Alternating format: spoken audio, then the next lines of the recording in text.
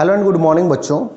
आज हम डिस्कस करेंगे आपके साथ सक्सेसिव डिफरेंशिएशन का एमसीक्यू प्रॉब्लम और लेमनिज थ्योरम के एमसीक्यू प्रॉब्लम को। बीएससी पार्ट 1 सेमेस्टर 1 के विद्यार्थियों के लिए ये वीडियो काफ़ी हेल्पफुल होने वाला है। तो सबसे पहले तो ये समझ लो कि सक्सेसिव डिफरेंशिएशन क्या होता है। The very first thing is what is the successive differentiation. तो देखो, अगर आपके पास कोई फंक्शन है ना, तो उस फंक्शन को किसी इंडिपेंडेंट वेरिएबल के रिस्पेक्ट में बार बार डिफरेंशिएशन करना ही सक्सेसिव डिफरेंशिएशन बोला जाता है। तो यहाँ पर जो भी थ्योरी होगी हम क्वेश्चन के माध्यम से आपके साथ डिस्कस करेंगे और बारी बारी से सारे क्वेश्चन से रिलेटेड जो भी थ्योरी होगी और जो भी कॉन्सेप्ट होंगे उनको क्लियर करते हुए हम आगे बढ़ेंगे। टोटल हमारा टारगेट है 20 MCQ सॉल्व कराने का, बट अगर टाइम कम पड़ा तो क्वेश्चंस मैं कम ही सॉल्व कराऊंगा। बट डिस्क्रिप्शन बॉक्स में मैं एक PDF शेयर करूंगा जो कि अपनी हैंड राइटिंग में रिटन है। आप उसके PDF के सारे क्वेश्चन सॉल्व करेंगे, आपके लिए बड़ा ही बेनिफिशियल होने वाला है। तो चलिए स्टार्ट करते हैं क्वेश्चन को। सबसे पहला क्वेश्चन ये है कि अगर आपके पास y is equal to x to the power 5 है और यहाँ पर y5 दे रखा है। y5 का मतलब होता है कि d5 y अपॉन dx5, मतलब कि you have to find out the fifth derivative of this particular function. आपको इस फंक्शन का पांचवा डेरिवेटिव निकालना है। तो अगर हम स्टार्ट करें पहले डेरिवेटिव से, तो पहला डेरिवेटिव y1 लिखते हैं जो कि 5x का पावर 4 हो जाएगा। दूसरा डेरिवेटिव y2 होता है जो कि 5 इंटू 4 इंटू एक्स का पावर 3 हो जाएगा। अगर तीसरे की बात करें तो 5 into 4 into 3 into x square हो जाएगा। और अगर हम चौथे की बात करें तो 5 into 4 into 3 into 2 into x हो जाएगा। और अगर हम पाँचवें की बात करें तो my dear student 5 into 4 into 3 into 2 into 1, overall y5 का मतलब हो जाएगा फैक्टोरियल 5। मैं उम्मीद करता हूं कि ये क्वेश्चन आपको समझ में आया होगा। और यहाँ से इस पर्टिकुलर क्वेश्चन में देखो, अगर ऑप्शन करेक्ट देखा जाए तो y टू द पावर 5 का जो ऑप्शन करेक्ट होगा वो ऑप्शन बी होगा। ठीक है, इज इट क्लियर? अब ये मैं मान के चला हूँ कि आपके साथ ये जो प्रॉब्लम है आपका क्लियर है। तो आप इसे वीडियो को पॉज करके इसे नोट डाउन कर लेंगे क्वेश्चन को। चलिए आगे बढ़ते हैं, सेकेंड क्वेश्चन की बात करेंगे। सेकेंड क्वेश्चन क्या दे रखा है?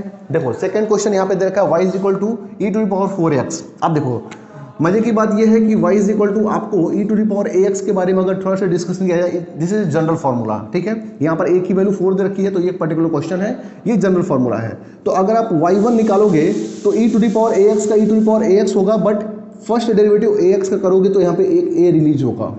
अगर आप y2 निकालते हो तो e to the power ax का e to the power ax होगा और यहाँ पर एक और a रिलीज होगा और पहले से एक है तो a स्क्वायर हो जाएगा। अगर आप y3 की बात करोगे तो e का पावर, यहाँ पर e का पावर ax होगा, एक a रिलीज होगा, पहले से a स्क्वायर है तो a क्यूब हो जाएगा। बात समझ में आ रही है? अगर इसको आप प्रोसीजर फॉलो करो तो yn की बात करोगे तो e का पावर ax होगा और साथ में देखो, जब 3 है तो a का पावर 3 है, 2 है तो a का पावर 2 है, 1 है तो a का पावर 1 है, तो यहाँ पर a का पावर n होगा। तो इस पर्टिकुलर फॉर्मूले को अगर फॉलो करते हुए देखा जाए, ठीक है, इस पर्टिकुलर फॉर्मूले को अगर फॉलो करते हुए देखा जाए तो आपका यहाँ से कौन सा ऑप्शन करेक्ट होने वाला है, आप ये बताइए my dear friend, my dear student. And यहाँ पर yn की बात करें तो e का पावर 4x हो जाएगा और साथ में 4 का पावर n हो जाएगा। ये वाला ऑप्शन जहाँ भी होगा वो करेक्ट हो जाएगा। तो यहाँ पर देखिए 4 का power n e to the power 4x, तो यहाँ पर आपका ऑप्शन बी करेक्ट होने वाला है। ओके, इतनी बात समझ में आ रही है? आपके दो क्वेश्चन हो गए।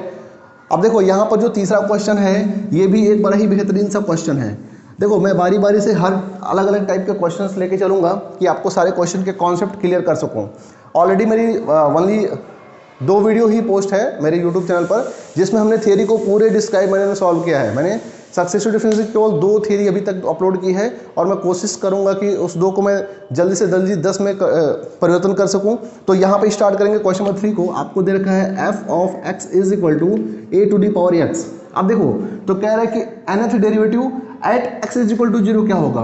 तो फर्स्ट ऑफ ऑल आपको nth डेरिवेटिव निकालना पड़ेगा। तो यहाँ पर आप फर्स्ट डेरिवेटिव निकालेंगे f डैश x। तो देखो, a to the power x का a to the power x होता है और इनटू में log a बेस e होता है, पहला डेरिवेटिव। अगर दूसरे की बात करो f डबल डैश x की, तो a to the power x से आपको a to the power x मिलेगा और साथ में एक log a base e release होगा और पहले से एक है तो यहाँ पर स्क्वायर हो जाएगा। अगर हम तीसरे डेरिवेटिव की बात करें तो यहाँ पर a to the power x से a to the power x मिलेगा, एक जो है log a रिलीज होगा और log a का होल स्क्वायर पहले से है तो यहाँ पर log a का होल क्यूब हो जाएगा। अगर इस प्रोसेस को कंटिन्यू करो तो nth derivative at x is equal to आपको मिलेगा a to the power x log a base e whole का पावर n। देखो यहाँ पर जब पहला डेरिवेटिव निकाले हो तो log a का पावर 1 है, दूसरे में log a का पावर 2 है, तीसरे में log a का पावर 3 है, तो जब nth की बात करोगे तो log a का पावर n हो जाएगा, बेस e रहेगा। अब आपको निकालना क्या है, nth derivative at x is equal to 0 आपको फाइंड आउट करना है। तो यहाँ पर लिखेंगे fn और यहाँ पर लिखेंगे 0, और देखो जैसे ही 0 लिखोगे तो यहाँ पे 0 है, यहाँ पे x है, यहाँ पे x है, तो यहाँ पे 0, तो यहाँ पे 0 हो जाएगा। यहाँ पर log e बेस a और होल का पावर n हो जाएगा। तो यहाँ पे आपको मिलने वाला सोल्यूशन क्या है, fn 0 is equal to log a whole का पावर n। बात समझ में आ रही है? उम्मीद करते हैं कि तीसरा क्वेश्चन भी आपको समझ में आ गया होगा और यहाँ से ऑप्शन डी आपका करेक्ट हो जाएगा। ठीक है, चलो चौथे क्वेश्चन की बात करेंगे और चौथा क्वेश्चन भी एक काफ़ी इंपॉर्टेंट क्वेश्चन है। चौथे क्वेश्चन से रिलेटेड मैं आपको एक सब क्वेश्चन भी बताऊंगा कि जो इसके साथ जुड़ा हुआ होगा। तो बात करेंगे चौथे क्वेश्चन की। देखो दे रखा है आपके पास dn ax प्लस b का पावर n, पूछ रहा है क्या होगा। ठीक है, यहाँ पर n को हटा देना, ऐसे करना, ठीक है, क्योंकि दूसरा क्वेश्चन बन जाएगा।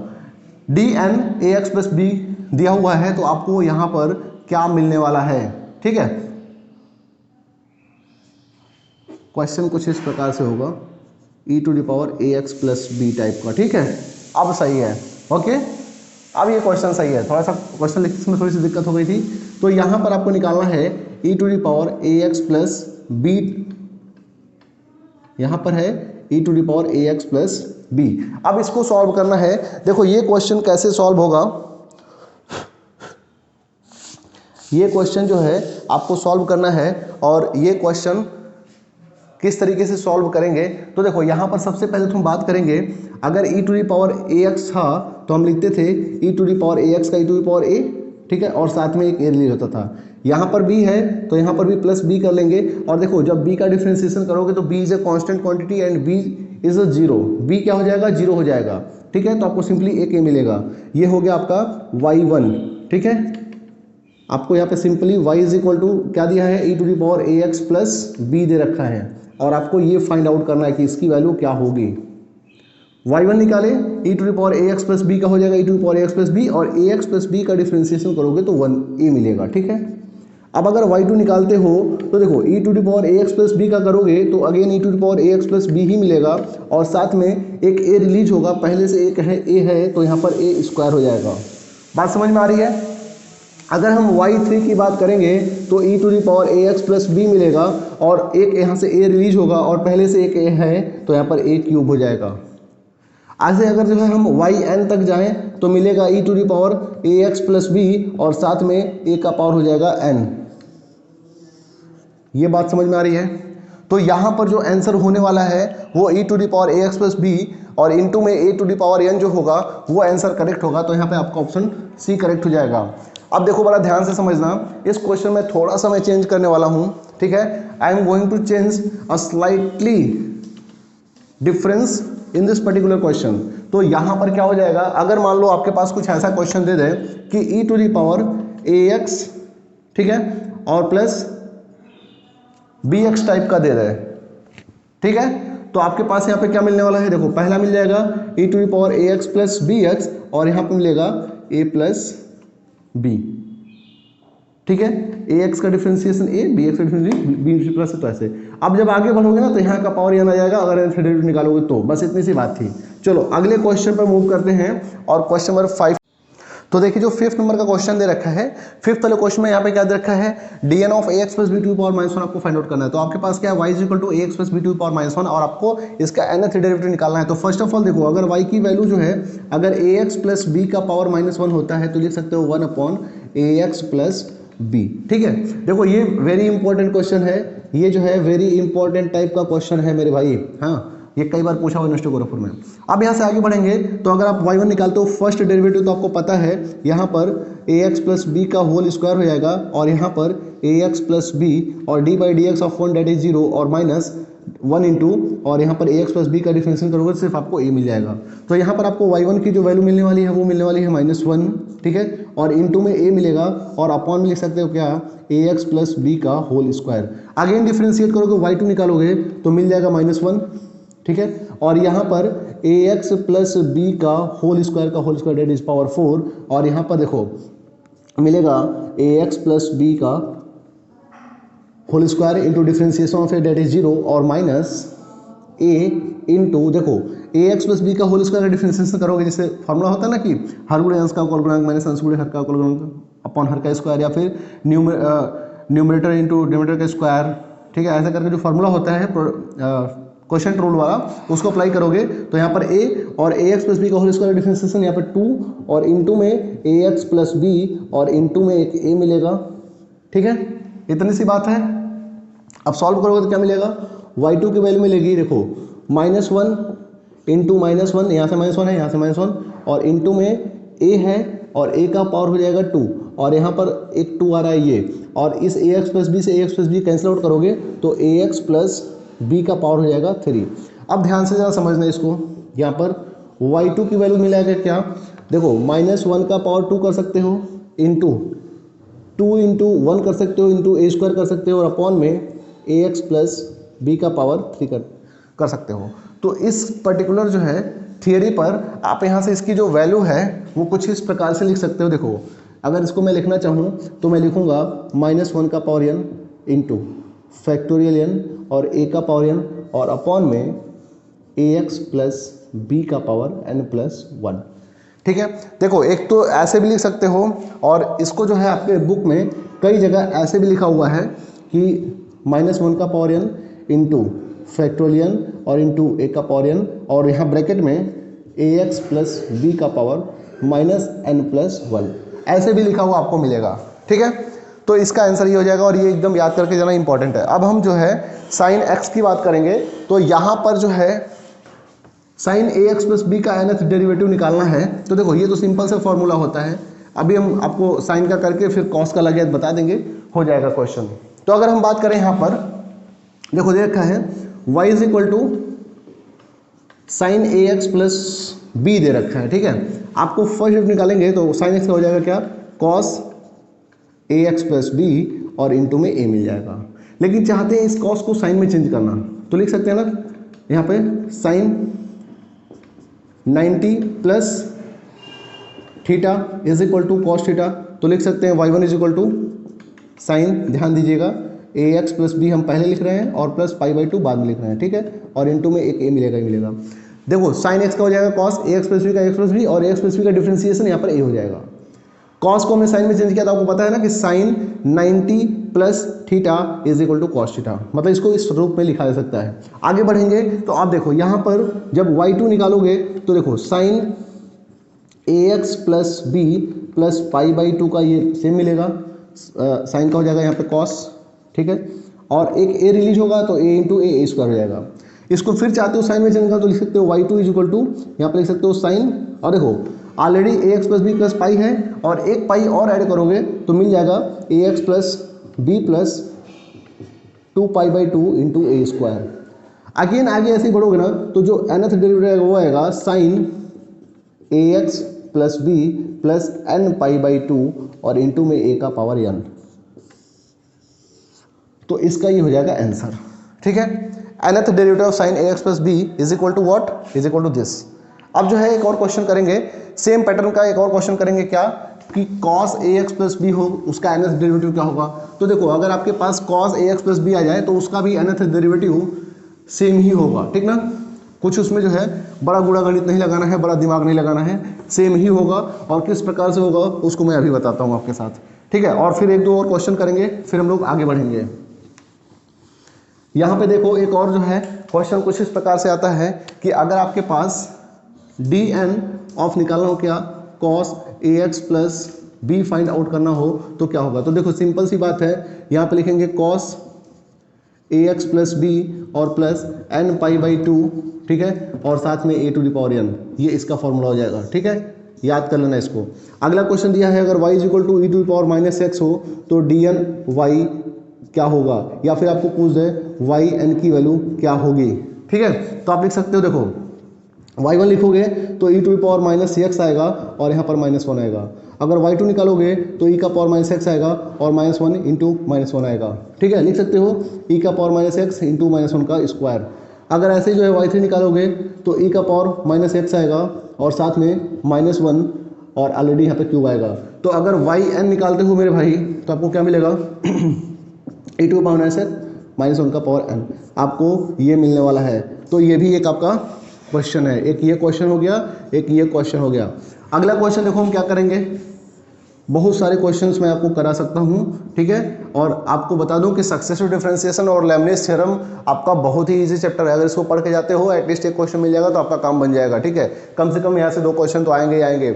आपका जो मिड टर्म होने वाला है, जो एमसीक्यू होने वाला है, विशेषकर यूनिवर्सिटी गोरखपुर की हम बात कर रहे हैं, DDU दीनदयाल उपाध्याय यूनिवर्सिटी की, तो वहाँ पर मिड टर्म में होने वाला है क्या, ओनली एमसीक्यू, और there are 20 questions of MCQ, ठीक है। और अगर आप जो है एंड टर्म की बात करो तो वहाँ पर होगा थियोरेटिकल, तो थियोरेटिकल में भी लेबनिज थ्योरम 100% श्योर है एक क्वेश्चन, और अगर लेबनिज नहीं आया तो सक्सेसिव श्योर है एक क्वेश्चन और 5 मार्क्स, ठीक है। आगे एक क्वेश्चन और लिखेंगे आप लोग, सेम ऐसा ही क्वेश्चन एक और करेंगे। अच्छा एक चीज़ और समझ लो कि जो लेबनिज थ्योरम होता है, ठीक है, Lebanese theorem is use Lebanese theorem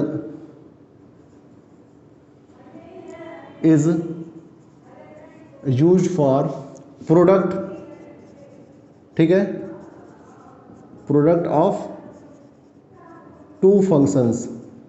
जैसे जब प्रोडक्ट रूल लगाना होता है ना, जैसे मान लो आपके पास y इज इक्वल टू, ठीक है, e to the power x और इनटू में x दे रखा है। अब यहाँ पर yn अगर निकालना होगा तो आप यूज करेंगे क्या, लेबनिज थ्योरम का। मान लो यहाँ x स्क्वायर दे रखा है, ठीक है, तो अगर yn निकालना है तो यहाँ पर क्या यूज होगा, लेबनिज थ्योरम, ठीक है। तो कह सकते हो कि Lebanese theorem is use for the product of 2 functions, जब आपको nth डेरिवेटिव निकालना होता है तब की बात कर रहे हैं। आगे एक क्वेश्चन आप नोट करेंगे, अच्छा सा क्वेश्चन है, ठीक है, बड़ा ही बेहतरीन सा क्वेश्चन, वो भी मैंने ले रखा है, f of x equal to cos pi x then fn1 is equal to what. यहाँ पर मैं मिटाता हूँ, एक क्वेश्चन और लिखेंगे, दे रखा है कि f of x is equal to cos pi x दे रखा है, ठीक है, f of x equal to cos pi x दे रखा है, और कह रहा है कि fn1 की वैल्यू क्या होगी, fn1 की वैल्यू क्या होगी।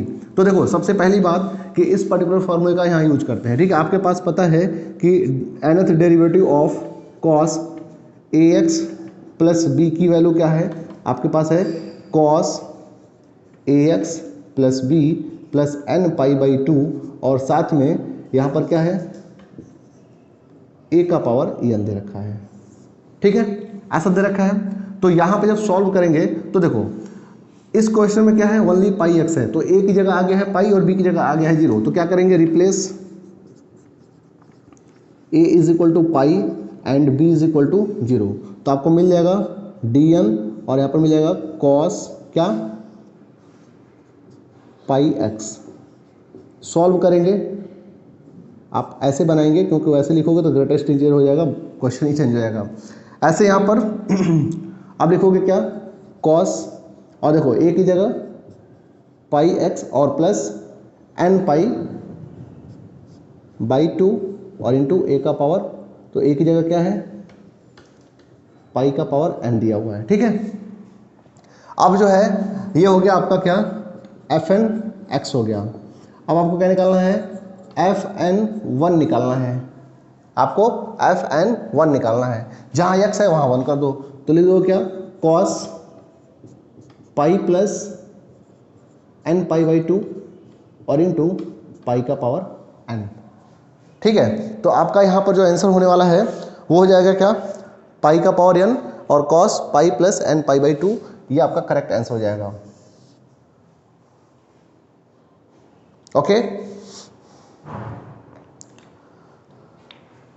अब देखो इस पर्टिकुलर वीडियो के लास्ट में मैं आपको एक चीज़ बोलना चाहूँगा कि डिस्क्रिप्शन बॉक्स में मैंने एक PDF जो है अटैच कर रखा है। उस PDF में टोटल 20 क्वेश्चंस हैं। आप उन 20 क्वेश्चंस को सॉल्व कर लेंगे तो आपका ये चैप्टर बड़े ही आराम से स्मूथली कवर हो जाएगा।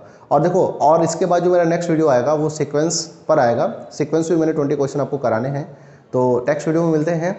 इस वीडियो में आप बस इतना ख्याल रखना कि सारे फॉर्मूले बुक से समराइज करके नोट्स बना लेना, और जितने मैं क्वेश्चन आपको करा रहा हूँ जो PDF फॉर्मेट में है, तो उस PDF फॉर्मेट का क्वेश्चन जो भी है आप जो है क्या करेंगे, सॉल्व करेंगे, ठीक है। और सॉल्व करने के बाद मिलते हैं नेक्स्ट वीडियो में। तो thank you for this particular session. Have a great day everyone, take care and bye.